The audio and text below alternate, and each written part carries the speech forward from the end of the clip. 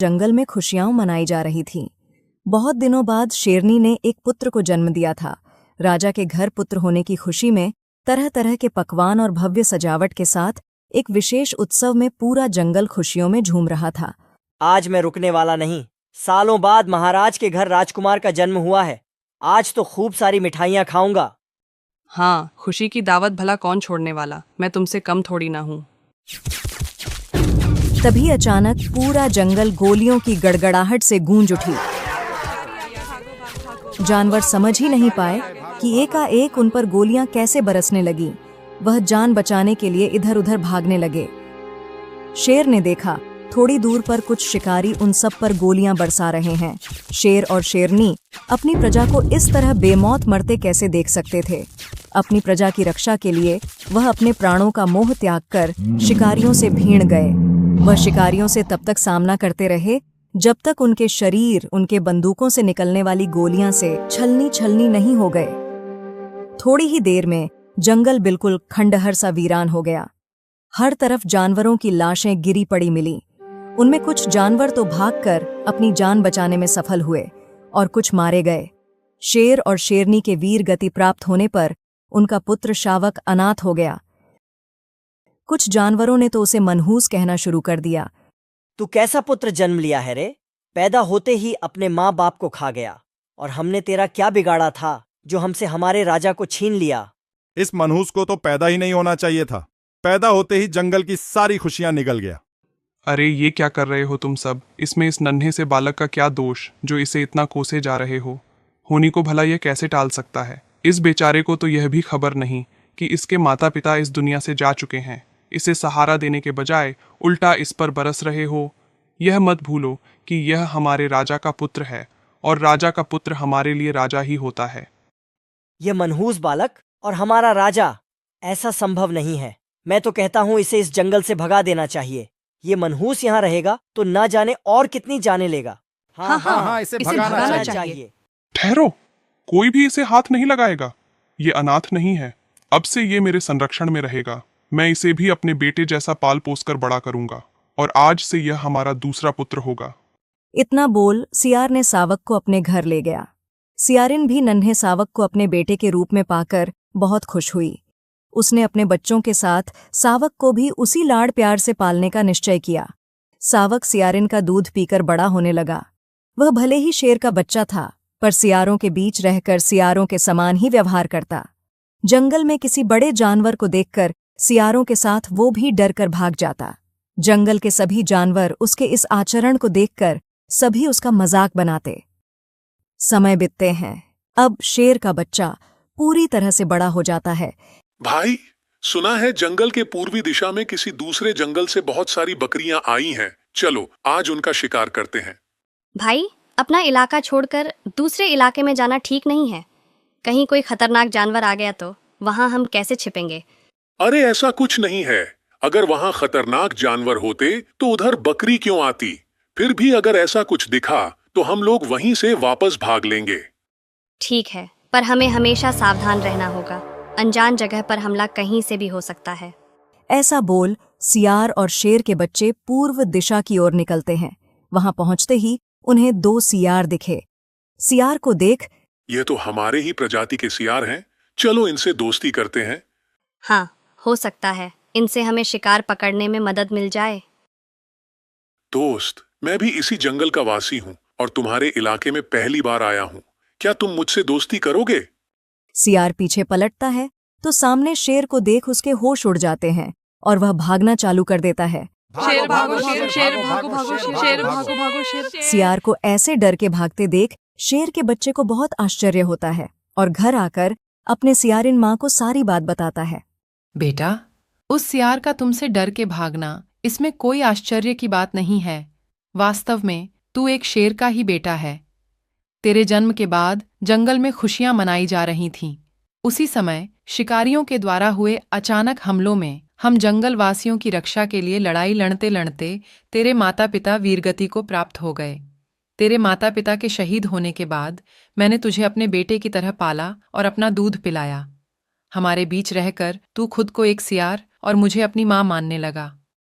माँ, मेरा जन्म भले ही शेर के कुल में हुआ हो, परंतु माँ का प्यार मुझे तुम्ही ने दिया है। तुम्हारे ही गोद में मैं बड़ा हुआ। जब से मेरी आंखें खुली, माँ के रूप में मुझे तुम ही दिखी।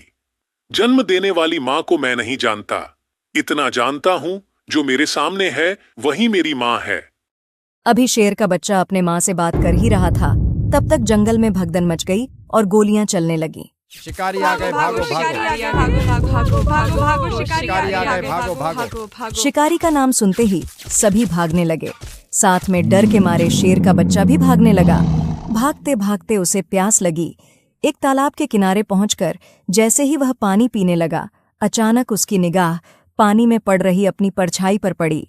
परछाई देखते ही उसे एक बहादुर शेर का बेटा होने का याद आता है और उसे अपने अंदर एक शक्ति के संचार होने का एहसास होता है। मैं एक शेर होते हुए भी अब तक सियारों जैसे डरते आ रहा था। इसका मुझे बहुत पश्चाताप हो रहा है। यही मौका है अपने माता पिता के दुश्मनों से बदला लेने का। बदले की आग में जलता शेर पूरी शक्ति के साथ शिकारियों पर आक्रमण कर दिया। शिकारी इस हमले के लिए तैयार नहीं थे। बहादुर शेर को सामने देख उनके तो होश ही उड़ गए। देखते ही देखते शेर ने शिकारियों को मौत के घाट उतार दिया। आज उन शिकारियों को मारकर उसने अपने माता पिता के खून का बदला ले लिया। जंगल के सभी जानवरों ने बहादुर शेर को सिर आंखों पर बिठाया और एक ही स्वर में सभी ने उसे अपना राजा घोषित कर दिया। दिलारपुर के जंगल में एक सियार रहता था। उसे शराब पीने का बहुत शौक था। वह हमेशा नशे में धुत होकर लड़खड़ाते हुए जंगल में इधर उधर घूमता रहता। जंगल के जानवरों को गाली देता और उनसे झगड़ा करता। यदि कोई जानवर उसे समझाना चाहता तो उसका जवाब होता, तुम सब मुझे समझा रहे हो, चलो जाओ जाओ अपना काम करो। न आगे अड़ा न पीछे खड़ा, जो पी के पड़ा वो सबसे बड़ा। बेवड़े सियार के इस हरकत के वजह से जंगल का कोई भी जानवर उससे बात करना पसंद नहीं करता और सभी उससे दूरियां बनाकर ही रहते थे। एक दिन सारे जानवर सियार की शिकायत लेकर शेर के पास गए। महाराज, आपके राज्य में सब कुशल मंगल चल रहा है, सिवाय एक समस्या के। मेरे राज्य में ऐसी कौन सी समस्या है जिससे सारे जानवर इतने चिंतित हैं? वह अपना बेवड़ा शियार महाराज। बेवड़ा सियार? हाँ महाराज, वह शियार कोई काम धंधा तो करता नहीं, बस दिन भर शराब के नशे में टून रहता है और हम सब जंगल के वासियों को गालियाँ बकता रहता है। यदि हम लोग उसे समझाने की कोशिश करते हैं तो हमारे साथ वो हाथापाई पर उतर आता है। हाँ महाराज, हमने उसे बहुत समझाने की कोशिश की, परंतु वह किसी की सुनता ही नहीं। महाराज, अगर उसे सुधारा नहीं गया तो हमारी आने वाली नस्लों पर इसका बहुत गलत प्रभाव पड़ेगा महाराज। कहाँ है सियार? बुलाओ उसे। शेर के आदेश पर सियार को बुलाया जाता है। सियार, सारे जानवरों की शिकायत है कि तुम शराब पी के सबसे झगड़ा करते हो। देखो, तुम्हारी वजह से हमारे जंगल का माहौल खराब हो रहा है। यदि तुमने शराब नहीं छोड़ी तो तुम्हें यह जंगल छोड़ना होगा। बोलो, क्या कहते हो तुम? महाराज, ये लोग क्या जाने शराब का स्वाद। यह सब नादान हैं जो हमारी शिकायत लेकर आपके पास आए हैं। इन्हें क्षमा करें महाराज। मैं तो कहता हूँ थोड़ा आप भी टेस्ट करो, बहुत मजा आता है महाराज। सियार के इस बात से शेर गुस्से से भर गया और फटकार लगाते हुए सियार को बोला, भाग जाओ मेरी नजरों के सामने से, और आज के बाद दोबारा इस जंगल में दिखा तो तुम्हारी खैर नहीं। शेर के इस फटकार से सियार डर जाता है और अपनी बाटली लिए वहां से दूसरे जंगल की ओर निकल पड़ता है। वहां से कुछ दूर जाकर सियार एक पेड़ के नीचे रुकता है और अपनी बाटली में बची कुछ शराबों को खत्म करता है। बाटली खत्म होते ही सियार अपनी आगे की यात्रा जारी रखता है। कुछ दूर और चलने के बाद उसे एक छोटा सा गांव दिखा। गांव को देख सियार बहुत खुश होता है। पता नहीं यह दूसरा जंगल अभी कितना दूर है। अब तो मैं थक भी गया हूँ और भूख भी लग रही है। क्यों ना इसी गांव में चलूं, वहाँ कहीं न कहीं शराब तो मिल ही जाएगा। ऐसा सोच सियार उस गांव की तरफ अपना रुख मोड़ लेता है। गांव में पहुंचकर सियार अपना व्यवस्था तजबीजना शुरू किया। जब वह एक घर के पास से गुजर रहा था तो वहां से उसे कुछ शराब की गंध महसूस हुई। लगता है इस घर में मेरी तलाश खत्म हो जाएगी, परंतु घर में घुसूं कैसे, कहीं लेने के देने न पड़ जाए।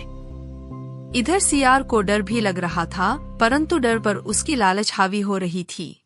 वह हिम्मत बांध के दबे पाव घर के दरवाजे से झांक कर देखा तो वहाँ एक बुढ़िया गहरी नींद में सो रही थी और उसके सर के पास ही एक शराब की बाटली रखी हुई थी।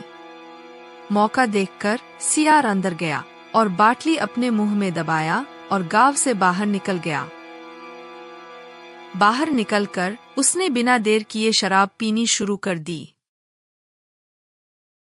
जल्दी ही उसने पूरी बाटली खत्म कर दी और नशे में धुत हो गया। अब उसे कहाँ जाना है यह भूल गया और लड़खड़ाते हुए वह जंगल में इधर उधर भटकने लगा। तभी उसे एक शेर दिखाई दिया। शेर को देखकर, हाँ, मालूम पड़ता है सामने कोई शेर दिखाई पड़ रहा है। आने दो शेर के बच्चे को, देख लूंगा। तब तक शेर उसके नजदीक आ जाता है। शेर ने उसे लड़खड़ाते हुए देखा तो गरज कर बोला, कौन है तू और यहाँ क्या कर रहा है बेवड़े? सियार ने हिम्मत करके जवाब दिया, मैं जंगल का सबसे बहादुर सियार हूँ, मुझे कोई हरा नहीं सकता। अच्छा, ऐसी बात है तो आओ मुझसे मुकाबला करके देख लो। बेवड़ा सियार नशे में था और उसकी बुद्धि काम नहीं कर रही थी।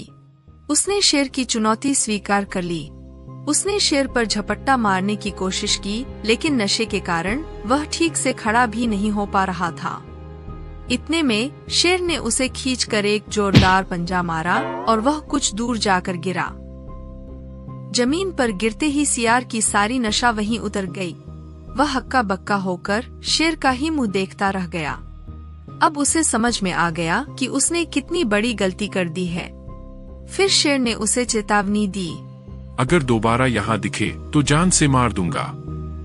इतना सुनते ही बेवड़ा सियार अपनी जान बचाकर वहाँ से भागा। भागते भागते सियार एक पेड़ के नीचे जाकर बैठा। अब उसे बहुत शर्मिंदगी महसूस हो रही थी। मेरी इस नशे की आदत ने आज मेरी जान खतरे में डाल दी। वह तो अच्छा हुआ कि उसने मेरी जान बख्श दी। अगर समय रहते मैंने इसे नहीं छोड़ा तो एक दिन मैं मारा जाऊंगा। आज से मैं शराब को हाथ नहीं लगाऊंगा। उस दिन के बाद से बेवड़ा सियार ने शराब पीना छोड़ दिया। उसने अपनी गलती से सबक लिया और जंगल के जानवरों से माफी मांगी। धीरे धीरे सभी जानवरों ने उसे माफ कर दिया और वह सबके साथ खुशी खुशी रहने लगा।